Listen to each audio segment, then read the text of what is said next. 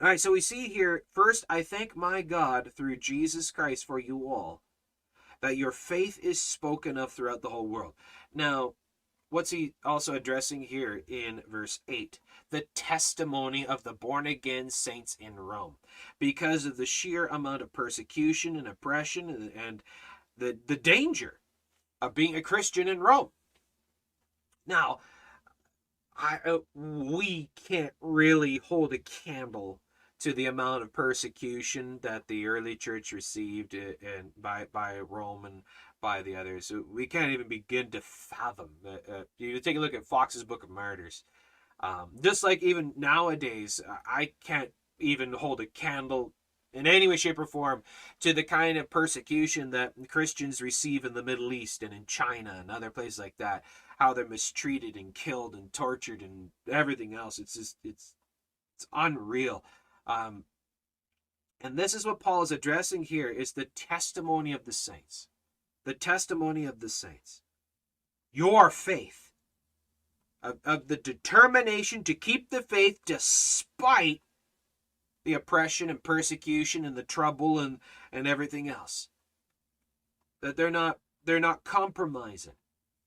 They are not compromising. They are unwilling to bow to Caesar. That according to one of the records of one of the ways that they would find a born again Christian is that the Caesars believed themselves to be gods, demigods, and that they would build statues to them, and that they would round up people, bring them to the statues of Caesar, and they would have the incense and all this other stuff in a bowl of salt, which they used commonly as a sacrifice, as a tribute to Caesar, to celebrate and honor Caesar's deity and to worship him and respect him. All you had to do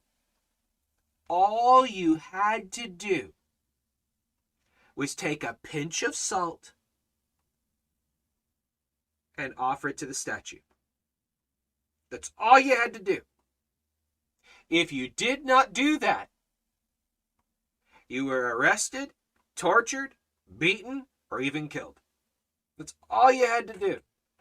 It was just a pinch of salt to Caesar. That's all you had to do. And they refused to do it. How many born again Christians? How many born again Christians would you see compromise themselves today like that? How many born again Christians would offer salt to Caesar?